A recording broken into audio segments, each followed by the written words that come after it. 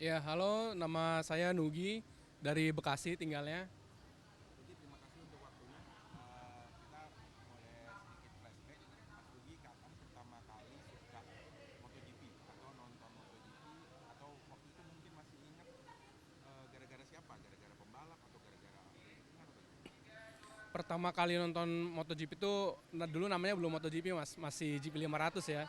Karena tahun sekitar umur saya 10-11 tahun itu tahun 98 99.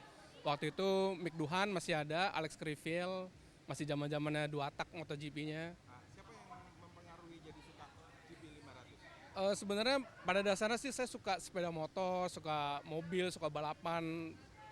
Sebenarnya sukanya Formula One dulu sih, cuman saya ngelihat pertarungan sengit Mike Duhan dan Alex Crivell di akhir-akhir eranya mereka tuh kok seru banget. Jadi saya makin lama makin menekuni MotoGP gitu. Oke, oke.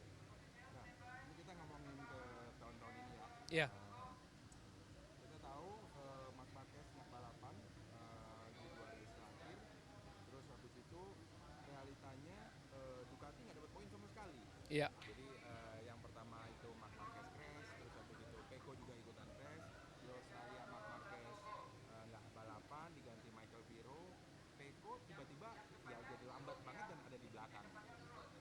Kalau menurut Mas Nugi, kira-kira ini apakah sebuah pertanda udah nih kayaknya Ducati emang nggak bisa ngarepin Pecco lagi untuk dapat poin atau ada perspektif lain? Sebenarnya kalau misalkan kalau kita lihat komentar-komentar di media sosial itu kan banyak yang bilang kalau Peko kena mental sama Marc Marquez karena rekan satu timnya itu sekali berMarc Marquez gitu ya.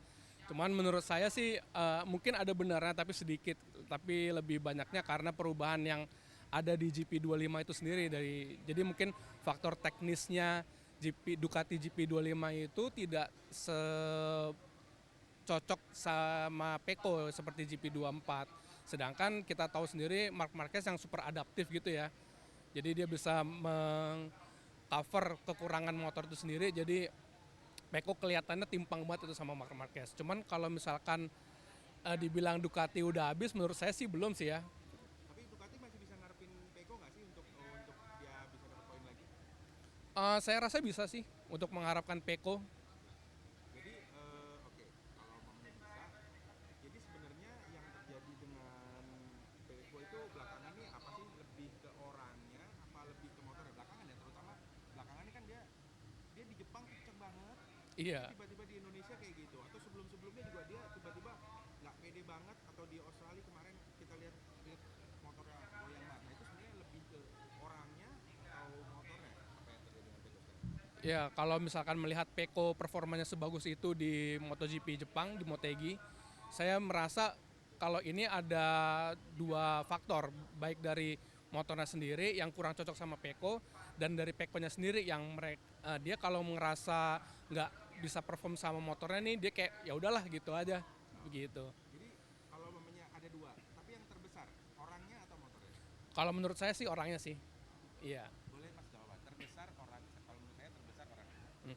Kalau menurut saya yang terbesar faktor Peko kurang perform ya dari diri Peko sendiri gitu. Nah, sedikit melihat lagi dua race terakhir, ada persamaan nih, Fermin Aldeguer dan juga Raul Fernandez. Mereka tuh sama-sama jadi runner up, terus habis itu sama-sama run up di sprint, terus sama-sama di main race-nya sama-sama langsung juara gitu. Dan itu adalah eh, apa namanya, pengalaman juara mereka pertama kali gitu ya. Si baik Fermin maupun Raul Fernandez. Nah, kalau menurut Mas Nugi, ini hanya kebetulan atau memang sebenarnya dua-duanya ini Raul dan Fermin ini sebenarnya pembalap potensial? Kalau ditanya apakah kebetulan atau enggak, pasti ada faktor kebetulannya karena di GP Indonesia Fermin bisa memenangkan Grand Prix dan second di sprintnya itu karena juga faktor Marco Bezzecchi yang crash di Grand Prix di race utama. Lalu juga faktor Raul bisa memenangkan GP Phillip Island Australia itu juga karena faktor keberuntungan juga karena Marco Bezzecchi yang istilahnya lagi gacor-gacornya, lagi kenceng-kencengnya banget nih di paruh musim kedua MotoGP nih, tiba-tiba harus mendapatkan double long lap penalti karena ulahnya dia di MotoGP Indonesia gitu. Jadi faktor kebetulannya besar juga ya. faktor kebetulannya besar juga, tapi di lain sisi memang kalau kita melihat GP24 di Mandalika tahun 2024 yang lalu kan juga memang perform banget tuh. Sedangkan di GP25-nya yang tahun ini memang agak kurang gitu kan. Dan memang juga si Raul Fernandez bukan pembalap yang ecek-ecek lah istilahnya, karena dia juga di Moto2 juga papan atas, lalu juga sempat di hire oleh KTM walaupun nggak lama, akhirnya diambil Aprilia, dan Aprilia memang benar-benar membuahkan hasil dari kesabarannya Aprilia mengontrak Raul Fernandez begitu. Oke. Di antara Raul dan juga Fermin, mana yang potensinya sebenarnya lebih besar? Menurut saya, Terlepas dari motornya yang dinaikin sekarang ya. ya terlepas dari Fermin di Ducati dan Raul di Aprilia, saya melihat lebih besar Fermin. Iya.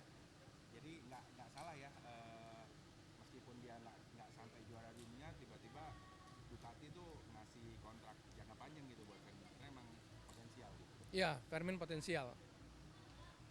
Oke, kira-kira nih Fermin dan Raul bisa menang lagi nggak di 3 seri tersisa nih? Malaysia, Portugal dan juga Valencia tadi. Menurut saya Fermin bisa menang di Malaysia ya. Karena kan di Malaysia itu juga GP24 tahun lalu juga ya, memang kenceng.